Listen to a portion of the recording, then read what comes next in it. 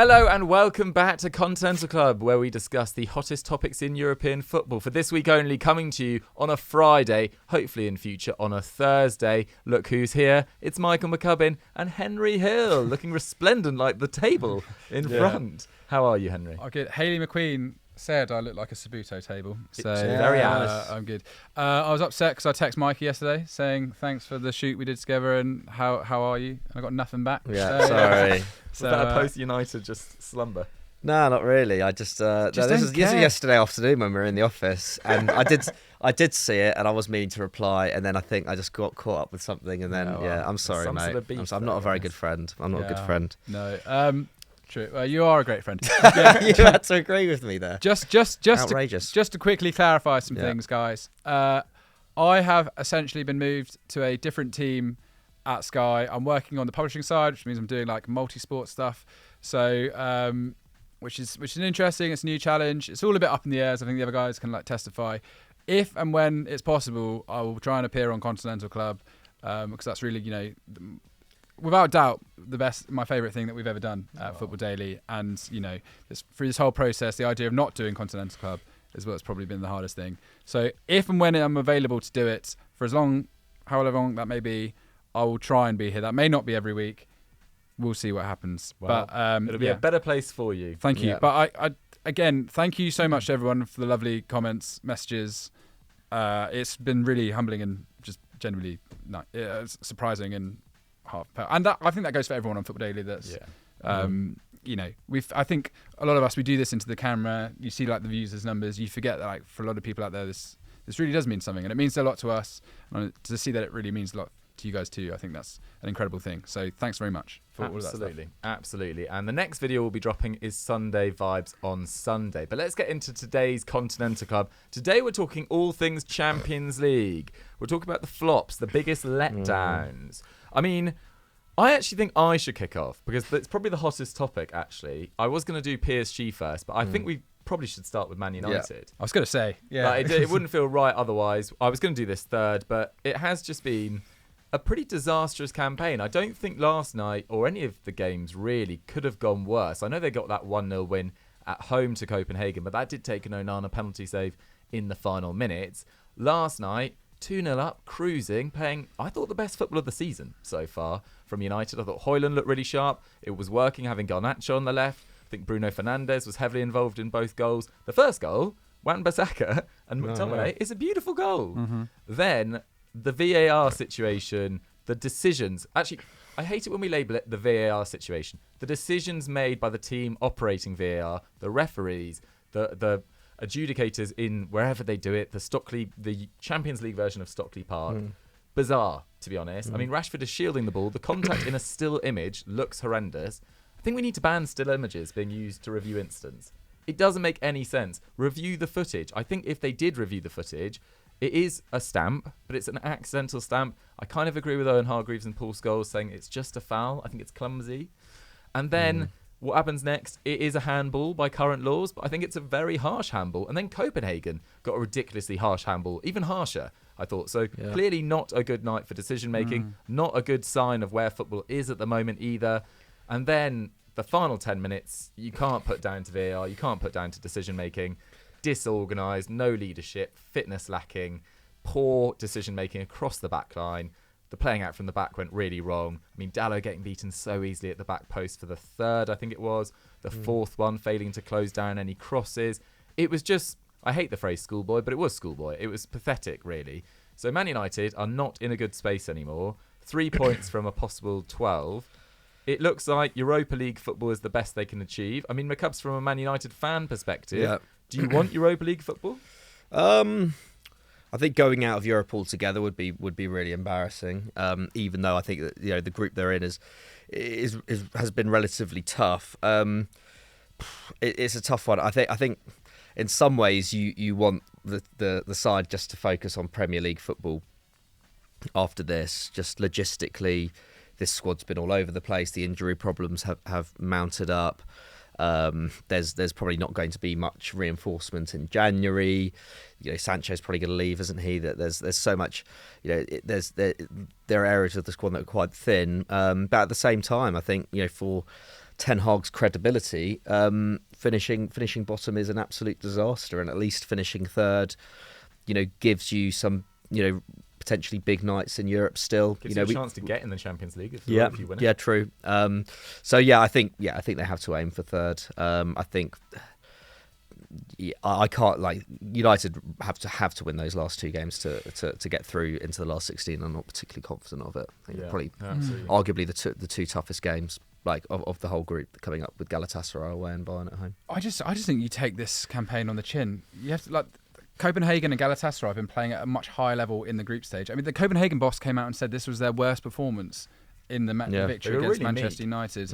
I mean, they almost because they had to win as well, Copenhagen. So it was they'd had to go for it, and I think that created errors in their own game. So, yeah, I just think if I was United, I'd almost want to be out of Europe together. I think with the squad, with the injuries, with the sort of issues they have in the forward line, I think just focus on one competition, give it everything in the Premier League. The FA Cup too. Still in the League Cup?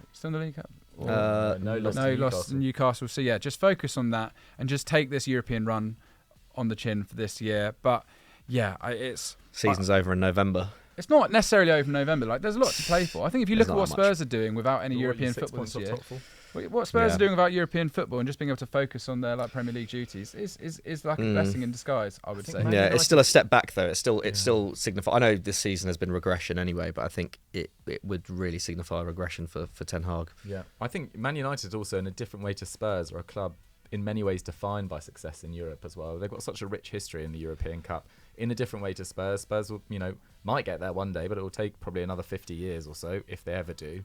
So I think, I'm kind of with Mikey. The bad thing about getting into the Europa League and getting to the quarterfinals or whatever, actually Sevilla was one of the worst performances of last year, and that caused a load of bad headlines then. The thing is with Man United, a few good results, things go so high. A few bad results, and it's not just been a few bad results this season. Let's have it right. I mean, they've lost 9. It took 34 games, I think, last year it took 52 games last year to lose 9 games. The worst post-Fergie was 34 games in 13-14, and that was under Moyes. United are there in 17 games, losing 9. It's bad. Haven't drawn since April. There's no draws. Draws have been cancelled. It's just plucky wins or disastrous losses. I know they went to 2-0, 10 men, against Copenhagen, but to sacrifice the 2-goal lead by half-time, it's just like... That just shows the fragility in that squad. They couldn't even hold on to half time with a 2-goal advantage. Yeah. This might be I think people have, I think people have been quick to say that this is as bad as it's got since Fergie, which I don't agree with at all. I think Yesterday's Mourinho, last day's Solskjaer, Moyes, even parts of bits of Van Gaal. I think people have very short memories. It has been much worse, and United have had much worse squads than this. But I do think specifically the defending is really up there with the worst days of Moyes and Mourinho. The defending, United's defending has just been all over the shop. I think that's where the real problem lies. I think with the attack at least there's some hope that it will click. With the defence at the moment it's just there's very little faith there. Yeah, I mean they've conceded 3 or more goals in a European Cup game for the second time in 4 games. They only did it 3 times in 293 games beforehand. So Mikey's point about defending, very apt.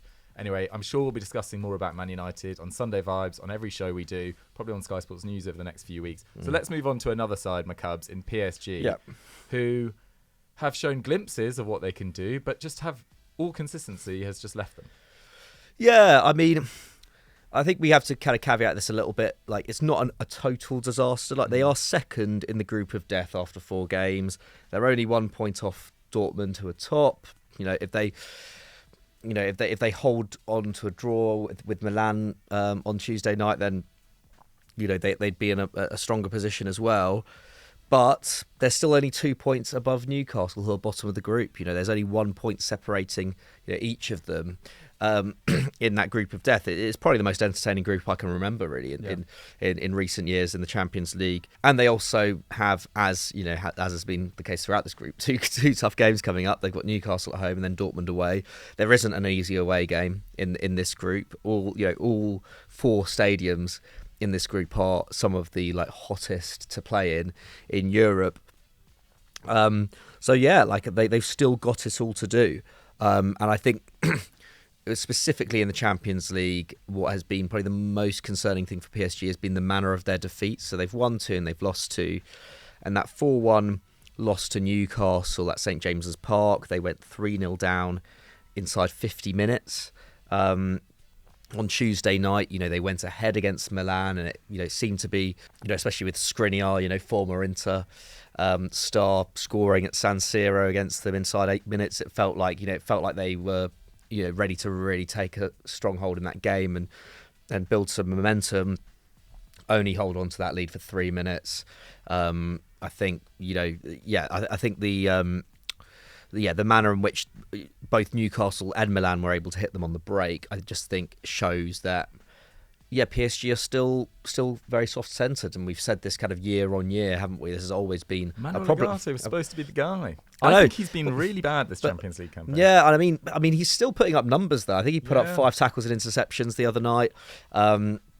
It's not for lack of trying, but that midfield does still need a lot of work. We forget, they lost Verratti in the summer.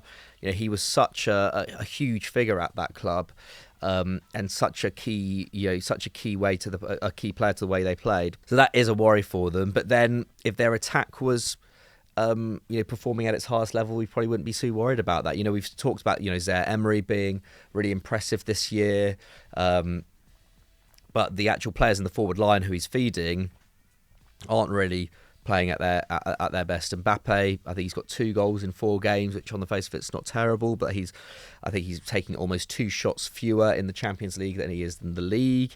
Ousmane Dembele, who actually I think has taken a lot of stick and hasn't had as bad a start to his PSG career as a lot of people are making out. However, his end product just isn't there. I think he's taking around 3.5 shots a game. I think he's creating nearly 3 chances a game, and yet he doesn't have a goal or an assist in the Champions League this season. So they're not firing up front, and it just means those defensive frailties do come into focus. And even then, I think Dortmund and Milan, and especially Milan, who we don't really think of as this amazing attacking side, they're both taking more shots than them in this group stage. I think there's a lot of work for Enrique to do. I still back PSG to get through, if I'm honest. You don't want to finish second, though. Sorry? You don't want to finish second. You don't want to finish second. Real No, you Madrid, absolutely Bayern waiting. Yeah, you definitely don't. And that's that's the thing this year. The strong contenders have mostly booked their place, whereas last year it was a little bit more more tenuous in that sense. Man City and Bayern especially looking really, really strong going into the second round. You're absolutely right, Dukes. I don't think PSG do want to finish second, and I think Luis Enrique out of any manager they've hired in recent years has got those Champions League credentials and those tournament credentials. I think this is so far. He hasn't shown enough. In these big games. Yeah, absolutely. I mean, let's move on, Henry, to another team in that group. Milan, semi-finalists last year. It feels like a case of missed opportunity, particularly how they performed, or at least not scoring enough in their opening 3 games. Yeah, I agree, and definitely not taking 3 points against Newcastle is a big blow when you consider they had 29 shots to 6. Newcastle had 1 shot on target. They had to try and find a way through against a team playing Champions League football for the first time in a very long time, something which is clearly beginning to affect Newcastle as this group develops. But I don't think it's too bad. I think that win against PSG is huge. To recover from a 3-0 defeat at the Parc des Princes, a fairly comprehensive defeat, it must be said. To turn around and play the way they did, to react as kind of Mikey pointed out there, scoring, Leao equalising after 3 minutes, and then lovely Giroud header. Again, I thought Loftus-Cheek looked fantastic, one of the best games I've seen him. Sort of forget that the England squad there's not a reason why he couldn't be selected in that kind of third midfield role, which is up for grabs, or at least given a chance, maybe a bit too late, but he is playing some wonderful football at the moment. And their underlying numbers, AC Milan, are pretty decent. I mean, as you said, they're taking a ton of shots at the moment. Okay, their possessions dropped, but they're actually conceding fewer shots than they were in the Champions League last year too. Yes, they didn't score in their first 3 games, which only Benfica failed to do as well, but they've still taken 2 draws out of that. And the point is, they've now faced PSG twice. They've got the big bully out of the way, and they're the ones that can begin to look at, particularly. I mean, Dortmund away. I know they beat Newcastle, but that was quite a surprise in many ways. I think they'll be looking at winnable games at St James's Park. Do you think they could win at St James's Park? I think so. I think, given the way, I think it's... If Newcastle are at full strength, I don't think they probably would, but I think I agree with you right now. Well, Newcastle, yeah, you never quite know what Newcastle team's going to turn up in recent Newcastle weeks. at home to Dortmund were really disappointing, actually. Yeah, so I actually, over Milan, would put Newcastle as a bigger disappointment on the basis that they put themselves in such a strong position. To have drawn at San Siro, to have beaten Paris at home, thumped Paris at home, to have then not been able to get a point against Dortmund, home or away, for me that is really disappointing. And it's interesting because we did a team talk where we looked at this group and we priced it up basically, and you had Newcastle ahead of Dortmund. No, I didn't. I had them He had dead them bottom. bottom. I was the only person that had them bottom. I had Really? them third, I think. Yeah. That's interesting. I think everyone had Milan bottom except for me, I think.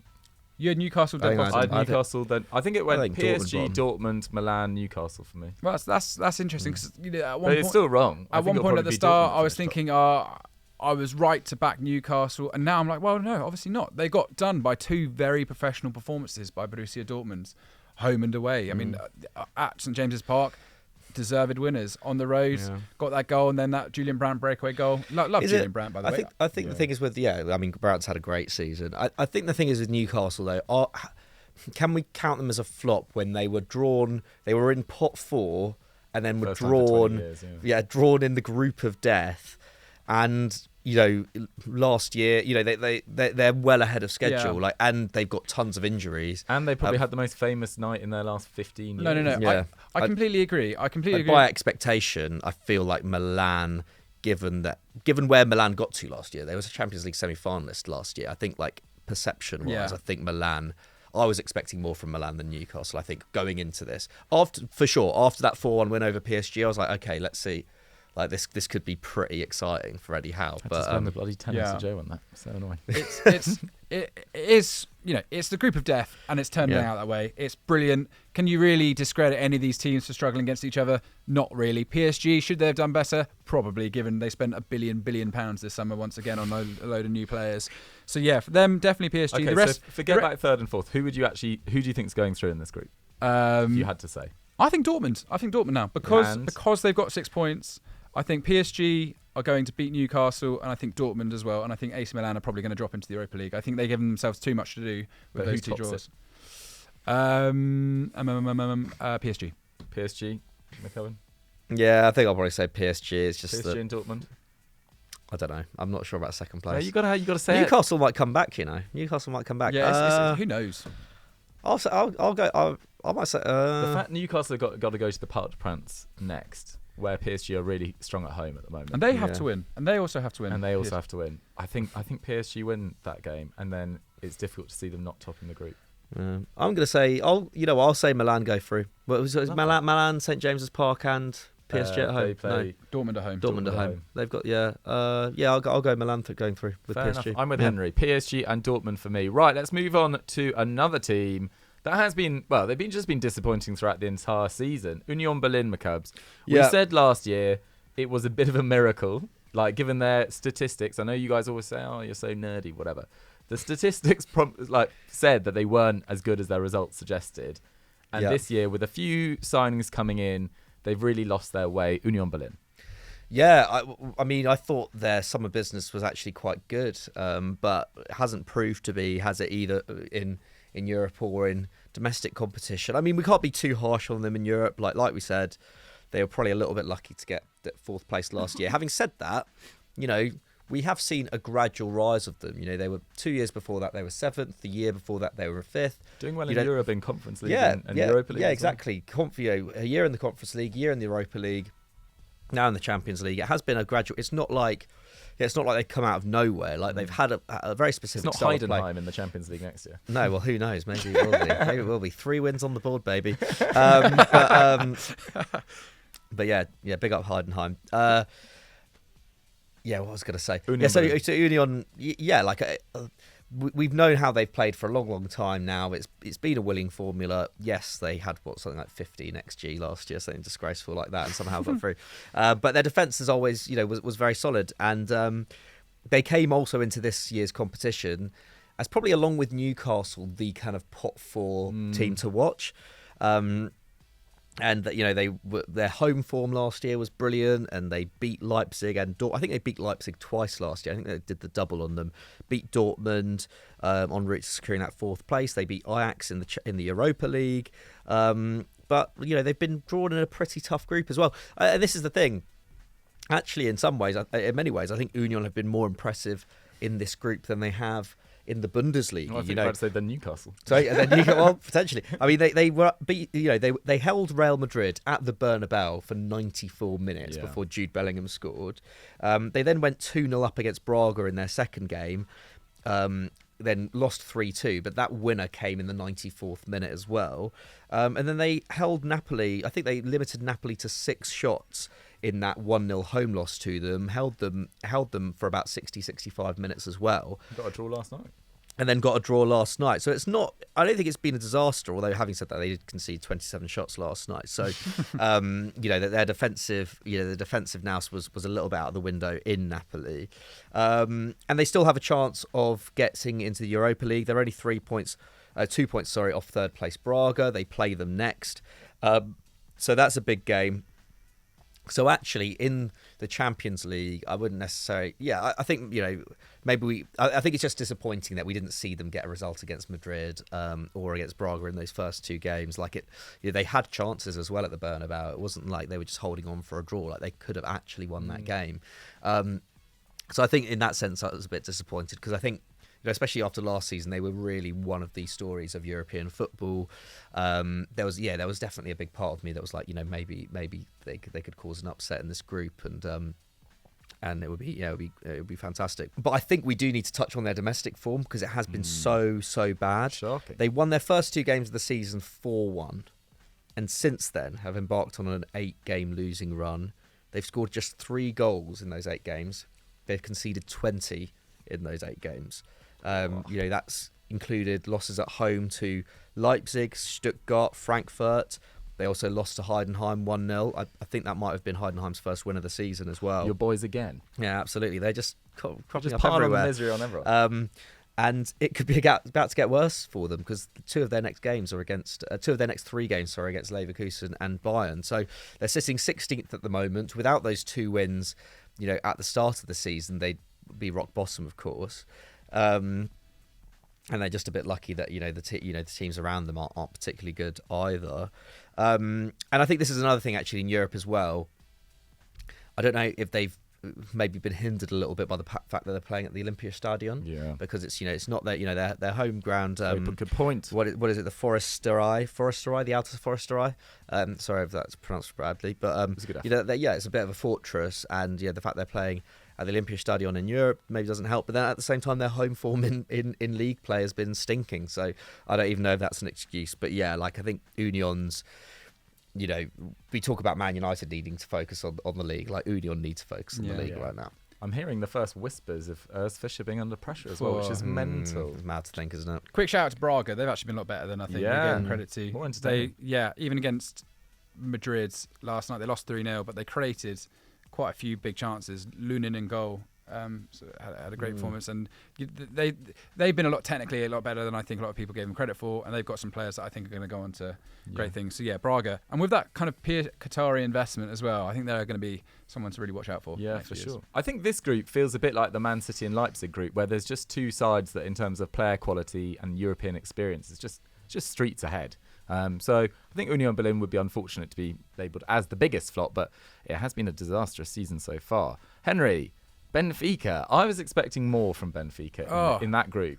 It's not the hardest group on paper. I know Real Sociedad have been brilliant, but come on. So compared to our final team, Celtic and Union Berlin, like Benfica, you are really expecting more from them. I picked them as my European flop in our pre. Very good. I said they were going to flop this year, and they've flopped harder than I thought they were going to flop. I think to be the only team other than Royal Antwerp to be on 0 points so far is genuinely 1 goal, I think, as well. Shocking. Yeah, 1 goal, 2. And they're what's weird is they lost 3-2 against Boavista on the opening day of their domestic campaign. Just how that happened, I can't comprehend. They committed every player forward at 2-2 and got caught on a counter-attack, and Boavista won. Placement bonkers. They've since then been pretty good. They're not scoring tons of goals, but their defence is super solid. They're only behind Sporting after 10 games. I think they've played 10, won 8, drawn 1, lost 1. So that's pretty good domestic form.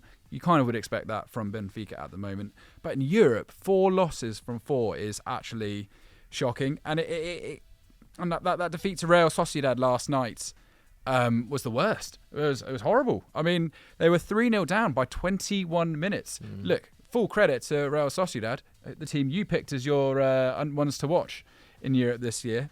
I also picked PSG to win it. So did you? Yeah, you never know. They could still win it, at least. Yeah, I mean, look, great side. Marino, Oyarzabal, Barnechea.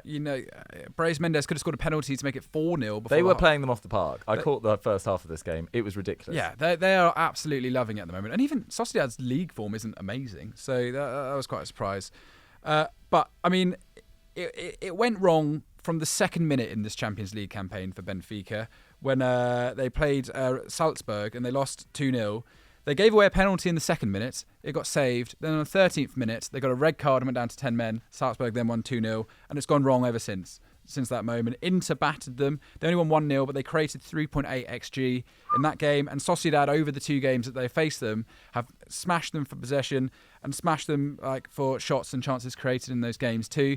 I had a look, actually, at Benfica's games against Porto and against Sporting this year, and they do dominate the ball. They do try and get the ball down and play a bit more like the Roger Schmidt that we remember from last year. Let's not forget, got out of a group featuring PSG and Juventus last season, got to a quarter-final, probably looked odds on to go even to the semi-final at that point in time. So the fact that that's gone to where they are now, where they're just being played off the park by Salzburg, Inter not a heavy ball possession team, really, and then Sociedad, who are a bit of an unknown quantity. That is really, really disappointing, quite frankly. Their summer business is interesting too. I don't even think it's that bad.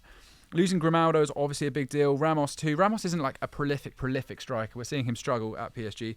Vlachodimos in goal is difficult, but I thought getting Trubin in from Shakhtar was a really good replacement. Inter wanted him, yeah. And Vlachodimos can't even get a game at Nottingham Forest at the moment. I don't know he made his debut at the weekend. Did he? Is that right? Okay. Turner, keeping him out, And then Weigl as well, fine. But yeah, getting in Kokju, we all thought that was going to be an excellent signing for money they paid. 1 goal, 1 assist in the league. Di Maria, he's obviously been excellent. 5 goals, 1 assist. That's the club shouldn't be resting on his shoulders in the Champions League. He's 35 years old, for goodness sake. Or Juan Banat, who's kind of been just around for a while now. There's no other way to say it. Gonzalo Guedes, he's had a difficult time too. And then Cabral. That is an unsurprising stinker. I'm not surprised that Fiorentina snapped their hand off at that money. Don't get me wrong, he had moments for Fiorentina where he looked like he was going to be the guy they'd signed from Basel, but he's really not stepped up. Only 339 minutes, and they're just lacking in goals going forward. They've still, in typical Benfica fashion, got a lot of young talent. João Neves, Antonio Silva, and Kokju could come good in the end. But I think we're seeing the end of a great sort of Benfica era for that squad. Otamendi, Rafa Banat, Rafa Silva, sorry. These are all guys that are aging out a little bit. So, yeah, it's difficult. I don't know what's gone wrong in the Champions League. It's not been that bad domestically, but they've just been... I think it maybe is just the difference between Champions League and league football, in that in the league, teams will often sit off against them. They're playing for draws after the time. In this very kind of competitive group, teams are going at them a lot, and as a result, it just creates more of a basketball effect in the match itself. And I think Benfica have struggled to live with that sometimes. They're up against an intensity which I don't think they always face in their domestic league, and they've not been able to react to that this time. Whereas maybe last year against PSG and Juventus, they were the underdogs and it was able to play into their hands. In this one, because it's been kind of an open group, they've been caught out a bit caught cold. That's what I can only assume from it, because I can't believe it's gone as badly as it has. Yeah. I mean, you reminding us of last year. I mean, this time last year, they were unbeaten in all competitions, I think. I don't think they lost till January last year. Am I right in thinking that? Because I think it was one of, what's his name? Enzo Fernandez's final games, I think. I think they lost to Braga twice, and once of those was on penalties last season. And then, they lost in the Champions League. It was strange, crazy. But that summer business, I thought it was going to be better. Maybe give them a bit of time. But Gonzalo Ramos and Alex Grimaldo, those are two big losses. Right, let's move on to Celtic quickly. Another really, really challenging Champions League campaign. 1 point from 4 games as well. Only Royal Antwerp have conceded more than their 12 goals. The story of their campaign, they lost comfortably away to Feyenoord. I don't think there's any shame in that. Feyenoord are a very good side.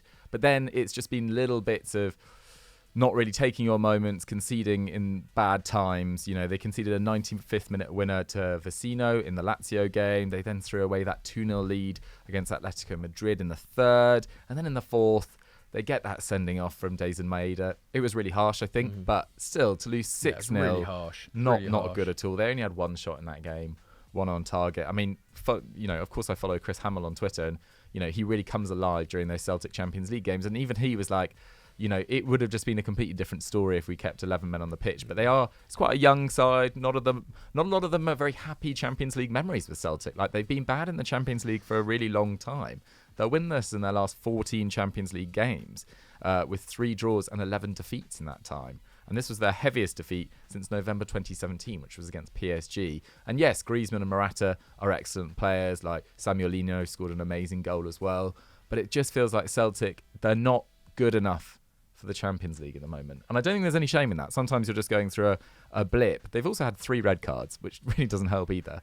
No other team has had more than 1. So they need to they need to be more clinical. There's not a big shot differential in terms of the amount of shots they take and the shots they concede, but they're making too many mistakes at the back. They're not being clinical. It's the sort of usual story. Right, guys. Who has been your biggest flop? Okay, let's actually ask you guys quickly. Who is your number 1 flop? I think it's hard to argue with Benfica, to be fair. I think it's hard to argue with Benfica. Given the group they had. Well, I think Man United is running them pretty close. Yeah, absolutely. I'd probably go Man United, just because I think Benfica, Real Sociedad and Inter Milan are 2 very good sides, whereas I think if Man United played to their full potential of last year, they should be second in that group. I agree. And they're bottom. Yeah. Are they Pretty bottom? Bad. Yes. Are they ahead of Copenhagen? No, I think they're bottom. No. Yeah, not good at all. Guys, who has been your biggest flop of the Champions League so far? Did you agree or disagree with any of our suggestions? And let's move on to big match predictions. Right, big match predictions. We've been a little bit all over the place. We didn't do an episode last week. The week before that had Pat replacing McCubbin, I believe. But it was actually the El Clasico time as well. Only Pat got the result 2-1, spot on, 3 points to him. But we did back Real Madrid. I think we both went 1-0. So we weren't a million miles away. 1 point to myself and Henry. Napoli versus Milan. They all backed Napoli. I went 1-1. It was 2-2. 1 point to me. Marseille versus Lyon. The Gattuso, what was his name? Grosso game. We all backed heavy Marseille wins, but it was only 1-0. 1 point to all of us. So scores on that week. Pat, in absentia, well done, mate, wherever you are. You got 4 points on that week on big match predictions about 4 weeks ago. I got 3 and Henry got 2. But the leaderboard going into this week's show, McCubbin's on 18. I'm on 14. Henry, work to do in 8th. No, you're on 8. Right, Henry, first game, Stuttgart versus Dortmund. It's derby weekend, by the way. Stuttgart versus Dortmund, I don't think it is a derby, but there's some big ones coming up after that. 2:30pm Saturday, 3rd versus 4th. They are level on points, Henry. Big game. Yes, absolutely. I think Dortmund play Mönchengladbach next. I think is that a derby? That is a derby. Their derby Schalke. Schalke. Is it Schalke? Yeah. Ignore me. Complete waffle. Lots of the clubs in Germany, I think, are in quite a similar area. They're all West Germany. Only Leipzig like got Köln east, and stuff. Yeah, I think Mönchengladbach are a bit further south, I believe, from those guys. My German geography, my not very German good. geography is very bad. I've ever actually been to Germany. That's not true. I went to Berlin a few years ago. Ignore me. Right. Stuttgart. Let's get back on track. Berlin's quite different from the rest of Germany, though. So Yeah, I'll give you okay. that. Like, you still got some German. German. It was to a festival. I travel barely team, remember yeah. being there. But anyway, Henry. We should get you like a Berlin trench coat next time. We'll get you in. All right, Stuttgart, Matrix guys. sunglasses. We'll tell you. Yeah, their bubble's bursting a little bit at the top. I mean, they still say they lost their last 2 games against Heidenheim and Hoffenheim, so getting done by those 2. And they trying to think of something clever to say. All the H's. The H-Heimers. So is Girassi. He's been out, and it just shows like what a talisman he's obviously been for that club at the moment. That he was out injured, and it's not that they've, I think, overly struggled to score, but like he's clearly been just his hot streak of form has clearly been helping them. at the moment in time. Interesting news about a potential release clause in his contract. 17.5 million or something like that. Yeah, a lot of teams, certainly the Premier League, will be snapping at that. You think sort of Brentford's and Fulham's and whatnot, but whether or not he decides to stay for the full campaign, if I was him, I probably would. I wouldn't want to leave Stuttgart in January, especially when they still rank second in the Bully for XG and XG against, despite now trailing 7 points to Leverkusen. Okay, dropping off a bit, but if you ask a Stuttgart fan, where would you like to be after this many games, they would be more than happy with the way that they've done so far. And, this might be a slightly good time to face Borussia Dortmund in some ways, because we've just been raving about Dortmund's last 2 games in the Champions League. The last 2 games in the league have been pretty disappointing, have to be said.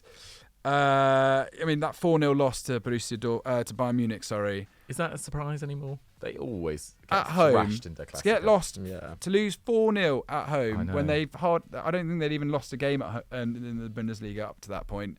It's been so easily beaten. The goals were a disgrace. Yeah, and like Milan has that one chance to score, and it was just pathetic. Yeah, I think really it was just that.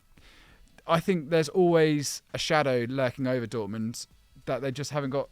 This is why I was so surprised they beat Newcastle twice. Like, how did they do it? When it comes to normally, it did help that Eddie Howe didn't play Almiron or Gordon. Sure, but still, I get why I'm just surprised. So yeah, it's difficult. They rank 6th for goals scored and conceded in the league. Brandt's still their top scorer on 4, and their top assist maker on 4. 2, I think Fulkrug is getting better and better in that side. We saw him score again. It looks like he's going to be the first choice over Haller, certainly for the foreseeable future. But Dortmund have to win this. It's such a competitive Champions League race this year. We've got Stuttgart in 3rd, Dortmund in 4th. But if after this, they've got Mönchengladbach. Okay, that's slightly easy. But then they've got Leverkusen, and then you've got Leipzig, and you've got Milan in the UCL, and Stuttgart again in the Pokal. Like, they've got a very defining few months coming up in Dortmund's season to really lay out what their plans are this year. Like, when was the last time they won the Pokal? I feel like it was ages. I think Sancho won it, didn't he? Did Sancho win? Yes, you're right. He did. But maybe in his final game. But still, that's a couple of years ago. With Saarbrücken beating Bayern Munich. We haven't had a chance to talk about that, by the way. It has opened up. Yeah. Big up Saarbrücken. What a victory that was. What scenes at the end. Yeah, with them knocking out Bayern, it's up to play for again. So yeah, next few months really going to define what Dortmund are doing this year. I think they're going to be too much for Stuttgart in this game. I'm actually going to go with no Jarassi. I'm going to go for a 2-0 victory to Dortmund. Nothing too exciting. 2-0. Okay. McCubbin? I think Jarassi. I mean, there's a chance maybe Jarassi comes back, but I think he's still a big doubt. So, I'll go for a 1-1 draw. That'd be boring. 1-1 draw. No, that's fair enough. Yeah. You'll go with your heart. I think Dortmund will be tired, but I still back them. Big up the Brandt show. Marco Royston play a lot on midweek as well. I'm going to go 1-0 to Dortmund. Right, let's move on to the Derby della Capitale. Lazio versus Roma. 5 p.m. on Sunday. 10th versus 7th. 1 point between them. Both having, by their standards, pretty shocking seasons, McCubbin. But this is surely a time to build the campaign around a big victory against your rivals. Yeah, absolutely. I mean, they both had very bad starts, and they're both kind of. They're compensating for them at the moment. I think Lazio, come into this game off the back of a very important 1-0 win over Feyenoord in the Champions League on Tuesday. They actually played well in that game. Yeah, they did play well, and they're second now. They've got 7 points in that group. It's very tight. Feyenoord are just 1 point behind them. Atletico are just 1 point ahead of them. It's a tough group that, and they're holding their own. Ciro Immobile just continues to score, doesn't he? 200 goals now for Lazio. He's now 41 goals clear as their all-time top scorer, ahead of Silvio Piola. Really? Yeah. I'd never have got that. Yeah, I know, that's why I said it. I was thinking to Caddy. Silvio Piola, I believe he was around in the 50s, but yeah, he was kind of I think he was kind of the Serie A striker of his day. Fair enough. But anyway, that was just me kind of looking into that a little bit. Love it. But yeah, so Lazio, they're in an all right place at the moment, and that result eases pressure on Maurizio Sarri as well. Because I think there was a bit of pressure on him early on in the season, especially after I think he kind of overachieved a bit last year. Cigarette shops were delighted though. Apparently he was just the supplies. Oh yeah, absolutely. Yeah. Apparently, I think From Mourinho 40 a day to 60 a day. Mourinho was Was Mourinho going for it as well? No, he was digging at him. He was making. Don't have a go at Sarri. After his midweek game last week. Sorry, Mourinho was making comments about Sarri ball and why this is. They spicy. are like the antithesis of each other. Yeah. This is spicy because they both don't like each other. Yeah, absolutely. I mean, it's such a feisty rivalry as it is. But yeah, so they've won 3 of their last 4, Lazio in the league as well, but they did lose against Bologna on the weekend.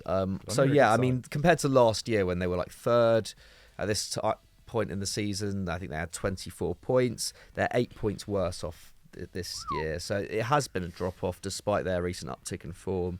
Sarri himself has said that, he wants to retire at the club. And so, yeah, I think this is a big season for him in terms of showing where he's at. Lazio, I don't think did particularly great business over the summer. Obviously lost Sergej Milinkovic-Savic as well. Like, it always feels, it's often felt like a bit of an uphill struggle for Lazio in the last few years. I just feel like... felt like their business was a bit rushed. It felt like it didn't really feel like Sarri was getting necessarily... Well, he said as well, these are like club signings and stuff. And even last year, Lazio weren't playing, like peak Sarri ball anyway. I don't think he's ever really had a squad there. He hasn't had a squad there that like plays... is tailor-made to his style of football.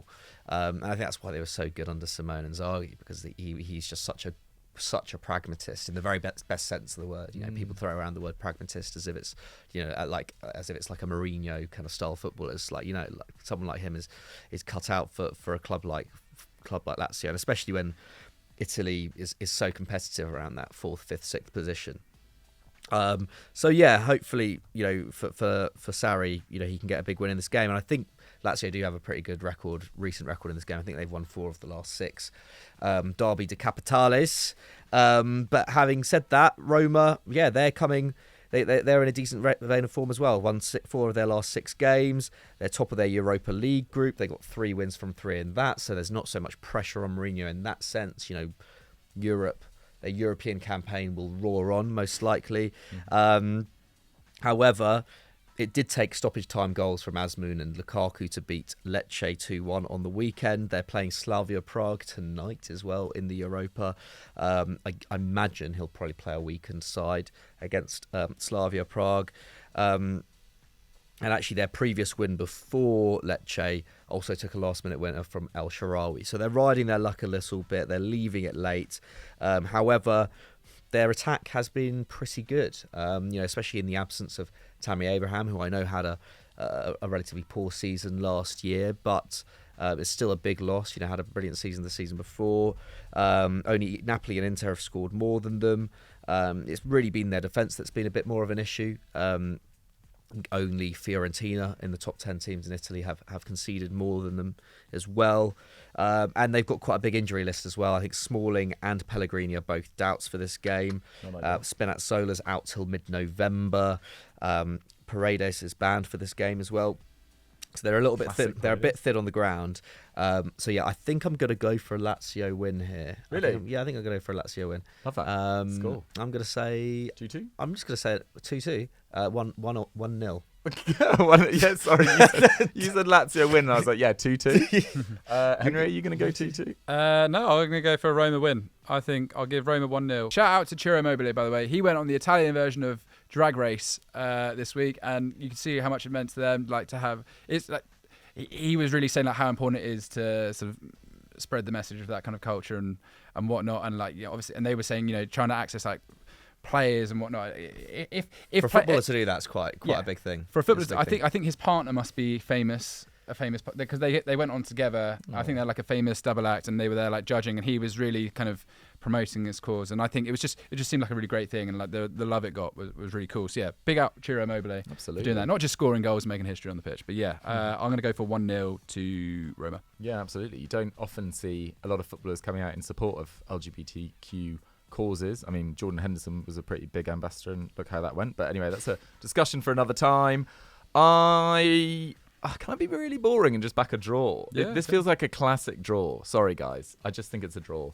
Go on. It's 1-1. Right. All right. Let's move on to the Seville derby, guys. Sevilla versus Real Betis, 5:30 Sunday, 15th versus 6th. 9 points between them at the moment. Fold the club is what I'm saying about Sevilla. What? Seriously. What was going on Jesus Wednesday Christ. night? One shot against Arsenal in that whole game.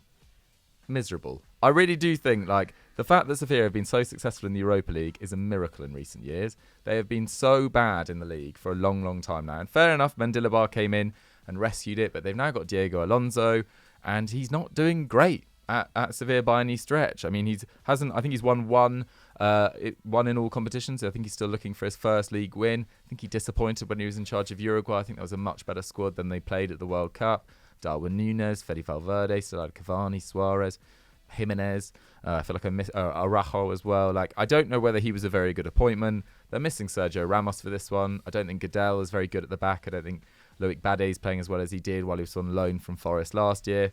I think this is Betis' to lose, to be honest. They're unbeaten their last 7 games. They have won their last 2, and their run has taken them to 6th. They're close to the top 4. They're close to Athletic Club in 5th. There's not loads of goals in Real Betis' side at the moment.